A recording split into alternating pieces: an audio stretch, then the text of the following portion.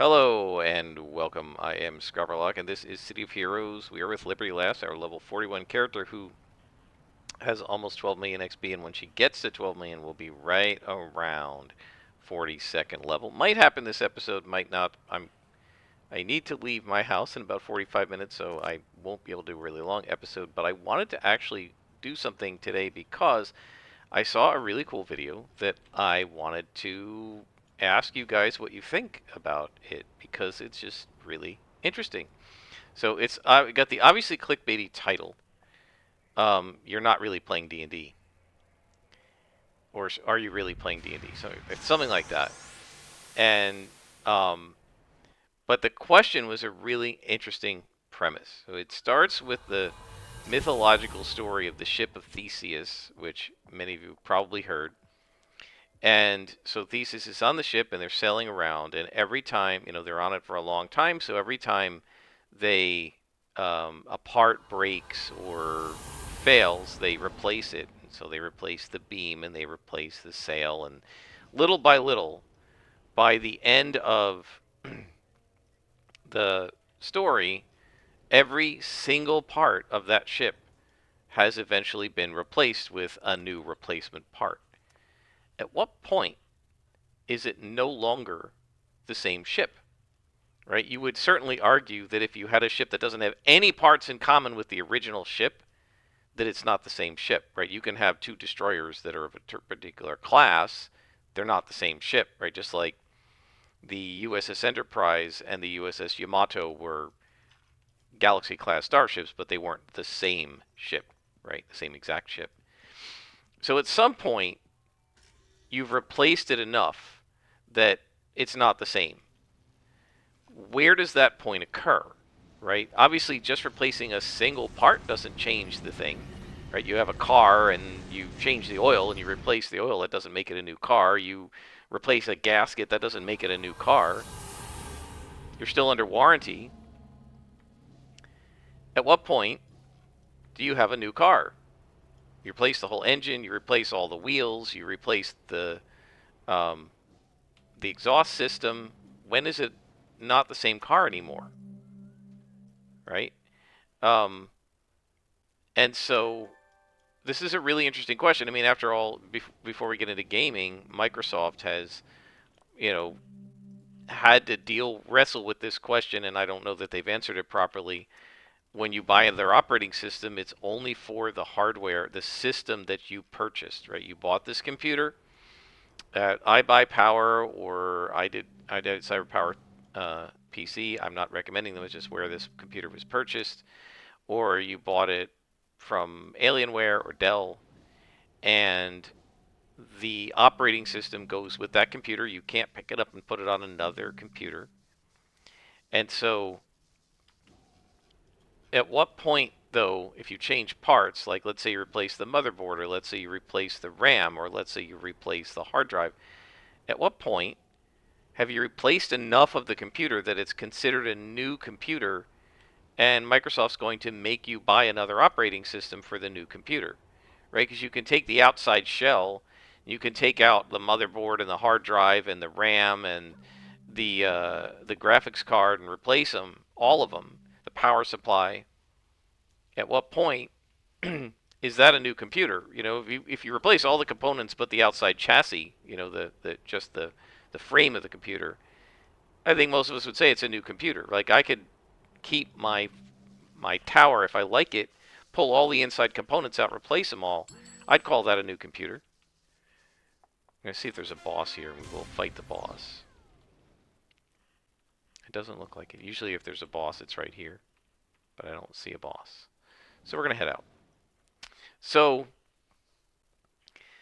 keeping that question in mind, what he asked was, how much? We know that people change. They have table rules. They make alterations to their role-playing game all the time. I mean, he was talking about D&D, because this person has a D&D channel. But pick your role-playing game, Champions, right?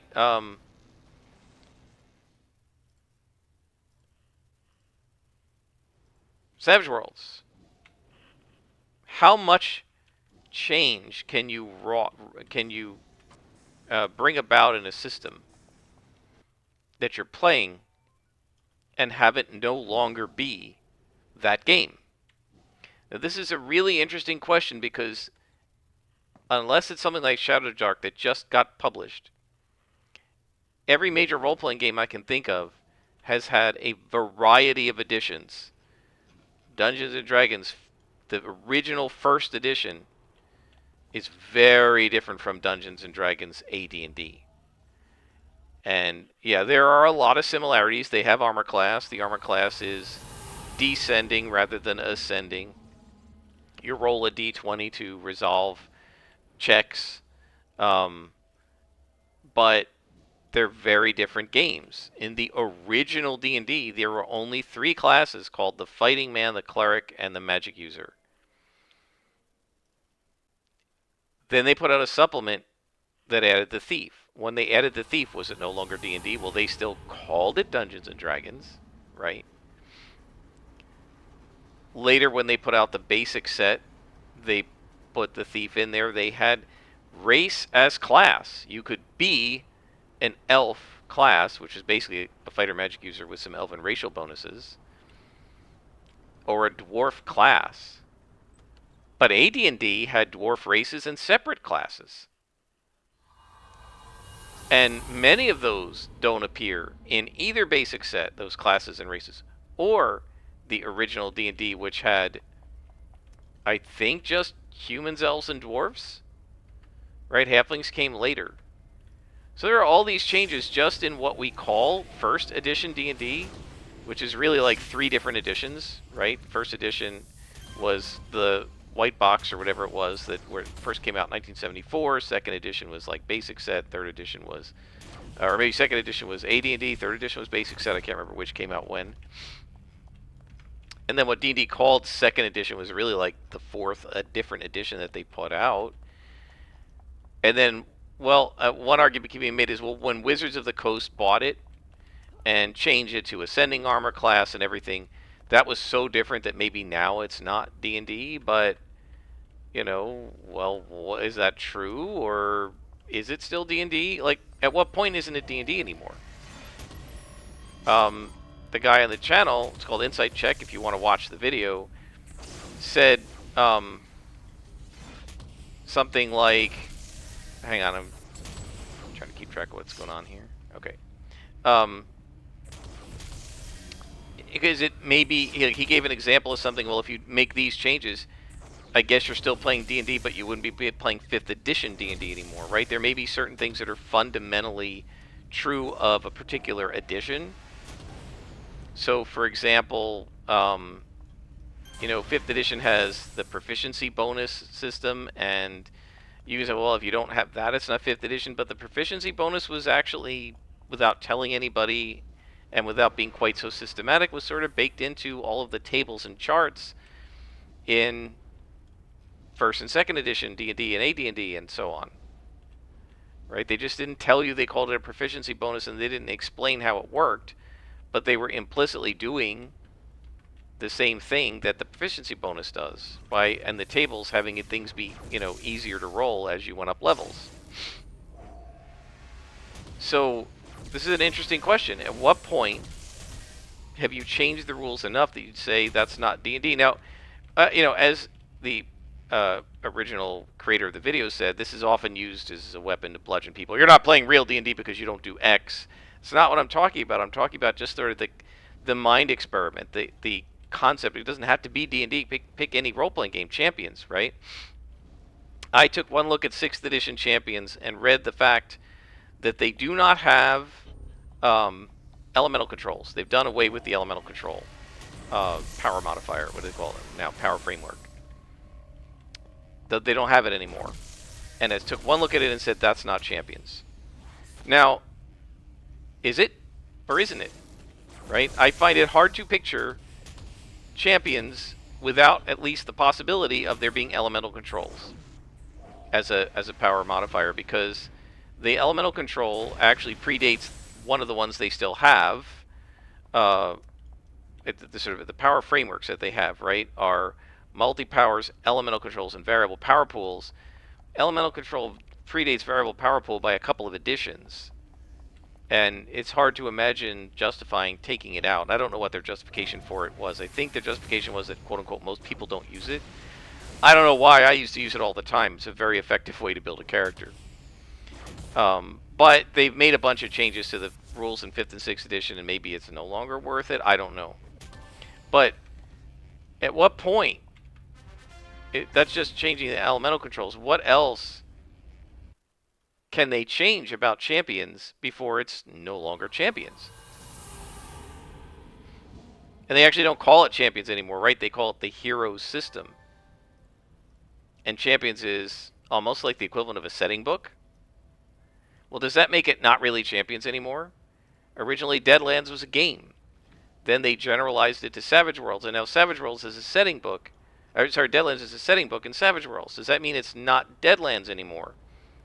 Deadlands used to have fate chips. They swapped them out for bennies.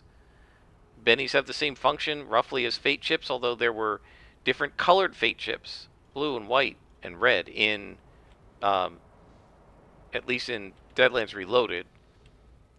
I don't know about the original Deadlands because I've not seen it or played it. I've watched Deadlands Reloaded being played. But, okay, when we got rid of fate chips and turned it into bennies and made it a subset of the Savage Worlds system instead of its own game, did we stop playing Deadlands?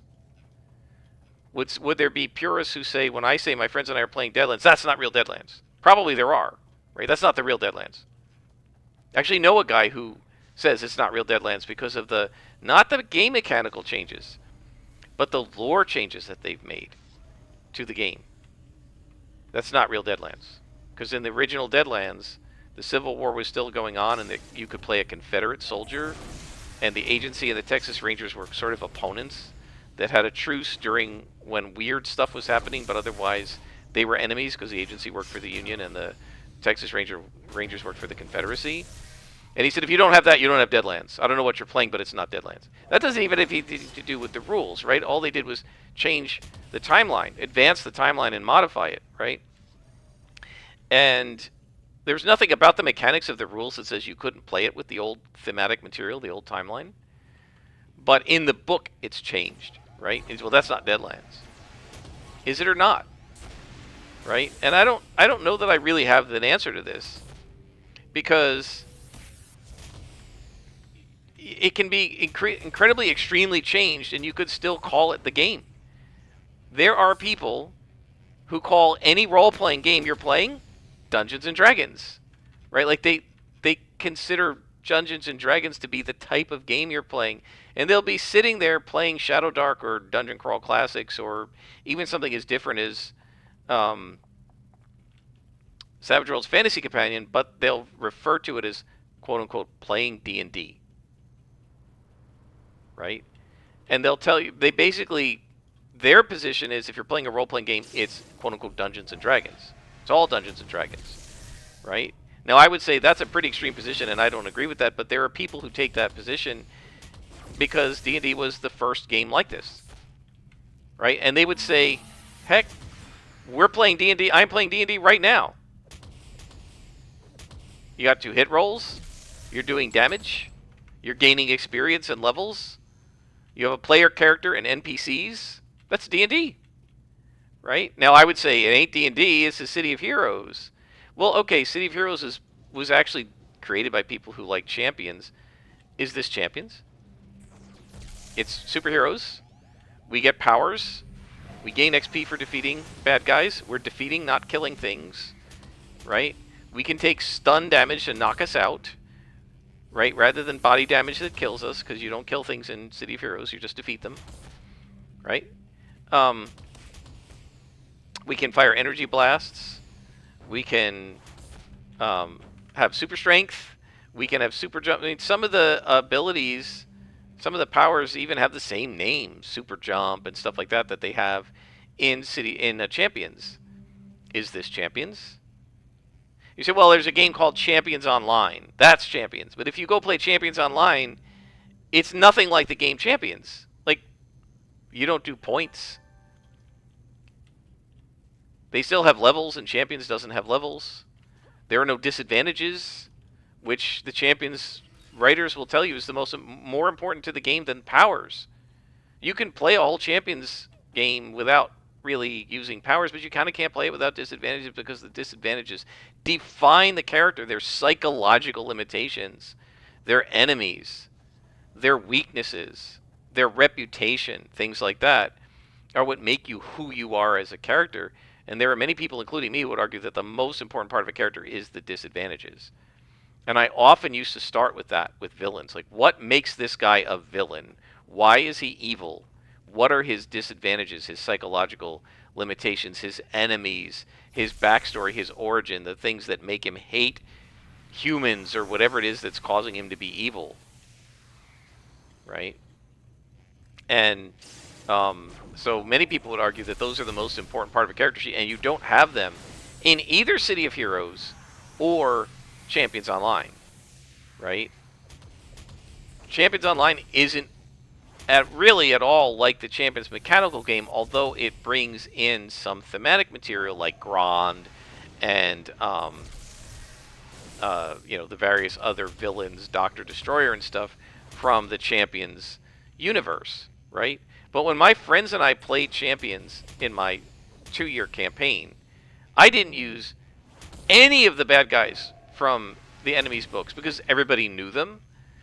My world did not have Doctor Destroyer in it, and it didn't have what is it, Viper? Is that those are their bad guys? I had my own. It didn't have Primus or Until.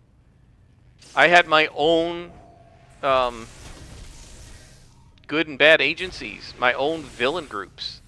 I created everything completely from scratch, and we didn't play in Millennium City or whatever it is. We played in Chicago, the real city of Chicago, with a map of the city of Chicago, and I marked off all the different important points of interest on this gigantic map that I worked in a library, and I Xeroxed. I took a real map because we have maps in the library, and I Xeroxed it, and I scotch taped all the different parts together, and I used the map, and I had like penciled in on the map all like where's the base, where each scenario took place, where the headquarters of Strike, which was my version of Primus, were located, and Police HQ we marked out, and all that stuff. Right? None of that is from the thematic material of Champions. So we were playing the mechanics, but not the lore. Were we still playing Champions? What makes it Champions? And again, I don't necessarily have an answer. I feel like at some point you've changed it so much that it isn't the same game. And although the probability of this happening is really tiny, right? It's at least theoretically possible that one could, by degrees, house rule by house rule, table rule by table rule, homebrew by homebrew, change one game into something that's basically another game, right? In other words, you could make so many changes to D&D that the rules you're playing are actually Shadow Dark. And are you still playing D&D, or are you now playing Shadow Dark, even though you don't have the Shadow Dark rulebook, right? Just by coincidence, all the changes you've made to D&D are, in fact, the changes that Kelsey Dion made to it to create her game Shadow Dark, right? It's possible that could happen. It's unlikely, right? But it's sort of like the idea of if you get enough, the old school idea that if you get enough chimps together, you come over here so I'm not in the... Just come over here so I'm not in... No, you've got to run back to the gas, you jerk. If you get enough chimps together at a typewriter and they'll just bang you around on the typewriter, sooner or later one of them is going to write Hamlet, just statistically, right? It doesn't necessarily mean that the chimps know what Hamlet is, right? It's just... But by random chance typing, you'll eventually get Hamlet, right? You'd have to have millions of them, and it'd have to be going for, 100 million years, but eventually it would happen, right? Well, if you make enough small tweaks and changes to D&D, you could eventually get Champions. I mean, it would have to be a lot of changes over a lot of years, but if you're now doing points, and you're having disadvantages, and you have stun and body and knockback, and all of the rule of powers, right? Instead of levels and spells and classes, because you've slowly over the years changed the way you're playing D&D, aren't you playing Champions now? Or are you still playing D&D? And I don't know the answer to that. I don't know how many changes you have to make before you can't call it that game anymore. What do you guys think? Oh, Portal Communications guy. This thing can overwhelm you very quickly if you don't take him down and knock out the portal. You don't. It used to be you had to knock out the portal, but now when you take him out, the portal goes. I wish all of the summoned crap, like pets and stuff, that they had in City of Heroes worked like that, where you take him out and his stuff goes. Anyway, yeah, let's think about City of Heroes. Am I playing City of Heroes, guys? Think about it. Is this game, as I'm playing it, the way it plays with all of the mechanics, is this the same game as it was the day City of Heroes was sunset in 2012? It is not. How many times have I said something and somebody's corrected me and said it's not that way on Homecoming anymore? Right? Sometimes it wasn't that way because they changed it in issue 7 or something and I didn't realize it. But there have been specific changes. Great example. We get to level 42, I can click upgrade and auto upgrade all of the things that are not IOs. Another example, training enhancements, I don't think drop anymore, and you don't buy them anymore, you go straight to DOs. That was not in the game during live.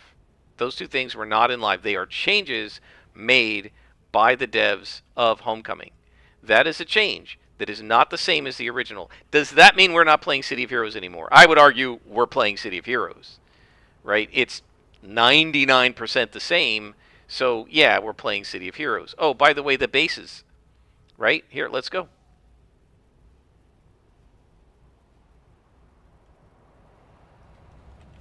Let's go to the base. This thing. You don't need prestige anymore. You don't need control and stuff anymore. I mean, it measures it, but it doesn't matter. Well, that wasn't that way in the live game. Right? This editor works differently from the editor on Rebirth. There's a whole bunch. You can watch my Rebirth stuff. There's a whole bunch of stuff different between Rebirth and this. And they're both City of Heroes, aren't they?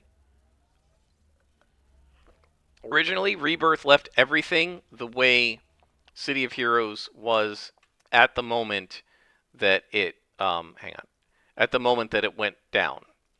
But over the years, they've had to make quality of life changes and edits and stuff like that.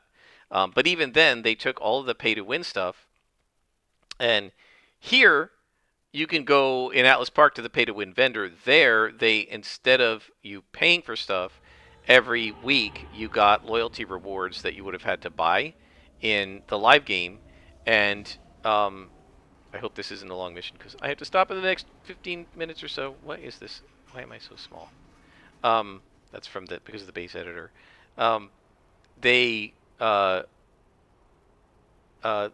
stuff was like at your login screen, you could go and every week you could tell it which rewards you were going to get. And you got little decks of cards that you could turn over, which were part of the live game at the end of its life. Wasn't part of the live game when I was playing City of Heroes, right? They changed the game. The devs of City of Heroes changed the game massively over the course of time. They added City of Villains to it. Once they did that, were we no longer playing City of Heroes even on the hero side? Were we now playing City of Villains? When does it stop becoming City of Heroes? How many changes can you make to a game before that game is no longer itself? And I don't know the answer to that. Right? There's the I know, the in-name only accusation, right? This is such and such in name only. It's City of Heroes in name only now, right? Because you've made all these changes, and this isn't real City of Heroes. I mean, there's sort of an implicit... I sort of implicitly have been kind of saying that a little bit about some of the stuff, right? I don't do X because that wasn't in the live game when I played it, and it wouldn't be real City of Heroes to me if I did that. Right? That's sort of like saying this is a change that if they made that because they made it, it makes it not real City of Heroes. But I mean, I'm not really saying that. I just there's a certain feel that the original game gave me that I liked enough that I want to retain that feel. I wouldn't argue that it's not actual City of Heroes, but you could make the case that every change that's been made by the Homecoming or the Rebirth people or the people running other servers that gets it further and further away from the way the game was when it was Sunset is making it less and less City of Heroes. And at some point, you will no longer be able to call this game City of Heroes, right? It's City of Heroes in name only. I don't know where that would be. I don't think it's now. I don't think it's the way this server is or Rebirth. But at some point, if they kept making changes to the game, change the graphics, change the music, change the sound, change everything about it over the course of many decades, eventually, I don't think you'd be able to call it City of Heroes anymore. You'd have to call it something else, right? But when is that line crossed? And part of the problem is because it's incremental, right? If you go back to the original analogy, which is the ship of Theseus, everyone would agree that if not a single part of that ship is the same as the original ship, that those are two different ships, I think. If you changed it suddenly, you'd say that, right? If you ripped every part off and you completely rebuilt it with all new parts, you'd say it's not the same ship. But because it happens gradually, incrementally, one little tiny step at a time, it's hard to say where's the line, right? Because it happens so gradually. And we have leveled up, man, way faster than I thought we were going to level up. These guys, because they're a lot of them are +3 to me, they're giving a lot of XP. I don't think we're on any sort of an XP bonus, are we? Let's see. 3,800 and 1,800. Looks like we're on some kind of an XP bonus. It should be a little more than 1-to-1, but it shouldn't be double. I bet there's I bet we're on an anniversary XP bonus because it's the 20th anniversary. So that's got to be it. That's okay. I mean, I played this character enough. I don't mind there being a little bit of a bonus. I don't need to draw her life out, at life, but her Let's Play life out too much longer. After all, we've done many, many episodes. There will be 4 full seasons. 2 of them so long that I've got to split them into half seasons. So I don't want this to stop playing this character. But on the other hand, I'm actually kind of itching to try a Dominator. And there's a great example, right? You couldn't play Dominator heroes. They didn't exist at all when the game launched. Then you can only play them as villains. Now you can play them as both heroes and villains. Does that mean it's not City of Heroes anymore? So you get these incremental changes. You're playing D&D and you decide to house rule. Instead of rolling for initiative or even doing side-based initiative, which they recommend in the book as an alternative, right? So that's one thing. If you're playing one of the optional rules that are actually in the rule book, I wouldn't say that you're changing the game, right? So feats are optional in 5th edition, although they aren't going to be, I don't think, in 6th edition or whatever they call the next edition. So, well, that's a great question. If feats are optional in 5th edition and they're not optional in the next edition, does that mean it's not D&D anymore? But I would say if it's an optional thing and you're using one of the options, obviously that's still the same game, right? But let's say instead of using one of the options, like the optional side-based initiative, you use, I think it's Professor Dungeon Master recommends this. He said, people sit down at the table and they just, I guess at the beginning of the night, they make a die roll to see who goes first. And then that person goes first that night, and we go around the table clockwise or counterclockwise, just the way you do with a board game. He said it's so much easier. Everybody remembers when their turn is. You don't have to figure it out. That's a house rule. So let's say you make that rule. Everything else is rules is written. But for initiative, you just go around the table. And at the beginning of the night, you make one roll to see who starts it. And then that it's like picking the dealer, right? When you're playing, or the banker or something, when you're playing, say, Monopoly, and just okay, whoever's sitting left of the banker starts first, and the banker goes last, or what have you. And then, so that you just do that for your D&D game. Okay, you just changed the initiative. Everything else is the same. I think most people would agree you're still playing D&D, right? And then you say, you know what? We don't like the way saving throws work. And so what we're going to do is, instead of saving throws, we're going to do some sort of another mechanic. And you take saving throws out of the game and you do something else. Well, is that still D&D? The saving throws go all the way back to the original, but so does rolling for initiative every round. Right? And you're not doing either of those things now.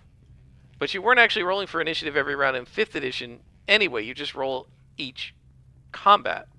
And then you keep the initiative for the rest of the combat. So, like, at what point is it a different game? All right, so we've replaced saving throws with I don't know what. We've changed initiative. Now what we're going to do is, instead of 6 ability scores, we're adding a 7th. We feel like there's something missing, right? They have Constitution, Dexterity, Intelligence, Wisdom, and so on. We're going to create a 7th, and I don't know what it would be. I'm making this stuff up off the top of my head, but we're going to make a 7th attributes ability score, right? Well, is that D&D? A sanity. Perfect. We're going to do Cthulhu-esque stuff. So you're going to roll sanity.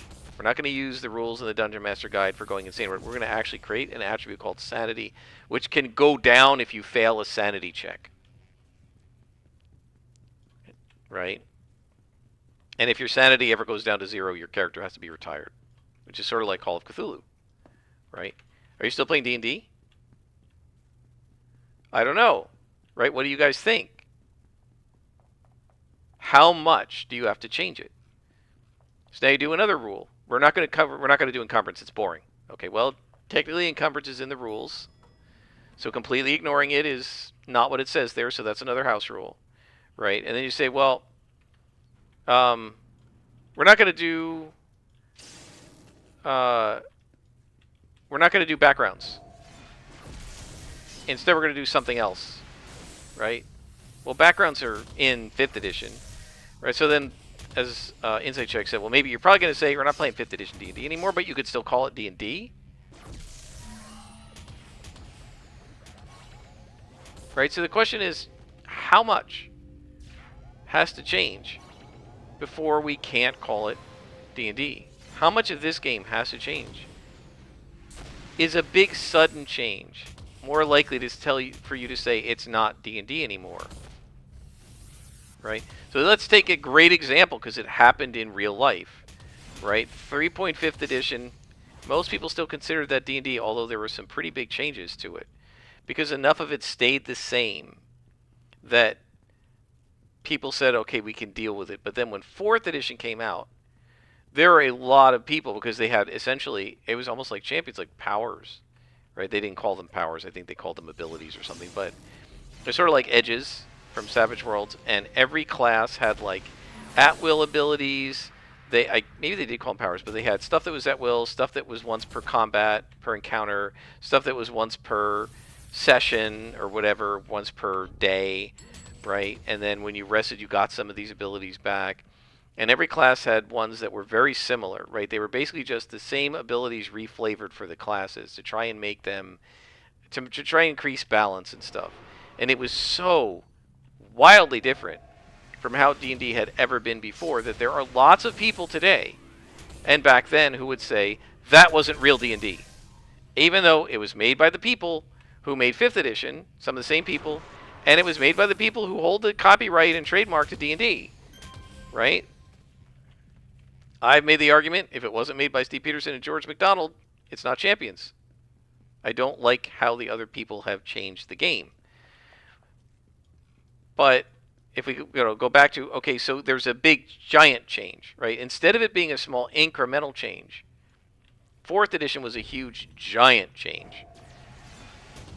But if they had taken 3rd edition and just slowly, 1 year at a time, put out supplements that gradually changed 3rd edition D&D to play more and more like 4th edition until you had something after 20 years that was exactly like 4th edition, little by little, Would that still be D&D because it happened incrementally? Does that matter? I don't know the answer to any of this stuff, guys. I don't. This isn't one of these things where I think I have the answer. I think this is a great question. It's a really cool question.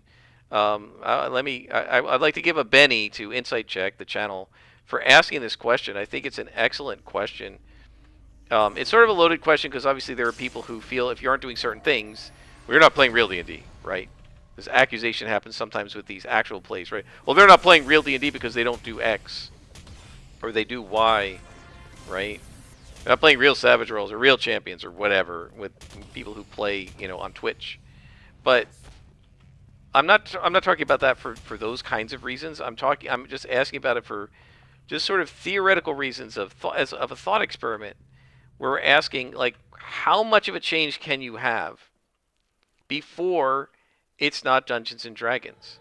Or is it the case that Dungeons and Dragons is a game but is also something bigger? Kind of like how a Xerox is a brand, but Xeroxing things also just means copying them, right? It's an interesting question. And how much can you change before you don't have the original game anymore and you can't call it that anymore? What do you guys think? I honestly don't have any answers. I do feel like whether it's been incremental changes versus sudden changes definitely affects my thinking. But on the other hand, I think that there are things that could make it different enough that I would say, I don't know if I call this City of Heroes anymore, right? We look at these things, you get them automatically on this server and on Rebirth. But on Rebirth, these slots are automatically given to you. So you get extra slots. I had to put them in here on this server. Does that mean Rebirth, which is doing it different from how the game was live, isn't City of Heroes anymore? Most of us would say, no, it's a great change. I don't want to have to waste slots in these stupid powers. But other people would say slotting these powers and spending slots on these powers is a build choice. And the necessity to determine whether you're going to do that or not is a fundamental part of character design in City of Heroes. And Rebirth has taken that away by just giving it to you, which means you don't have to think about it, right? There are people who would have said when they made this inherent that they shouldn't have done that. That was during the live game, because choosing whether to take health and stamina and when, and whether to slot them and when, was a very important part of build design. It meant you couldn't just take all of these powers, so you had to choose which ones you were going to take and slot, and that was an important part of the game that they got rid of. It's not real City of Heroes anymore. What do you guys think? Where is the line? And can there be a line if all the changes are all small incremental ones instead of big leaps?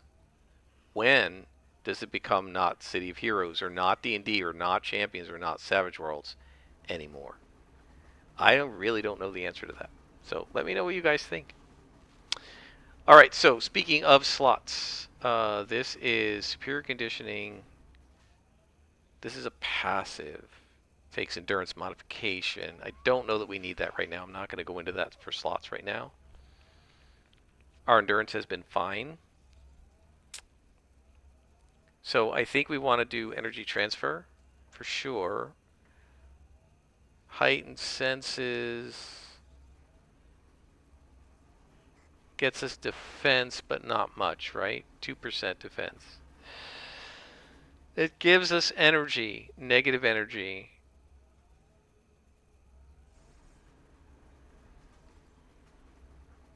I think we need this because we're struggling against energy and negative energy and that stuff. So I think we're going to get a defense here, and we'll get 2 here where we'll put damage. So what time is it?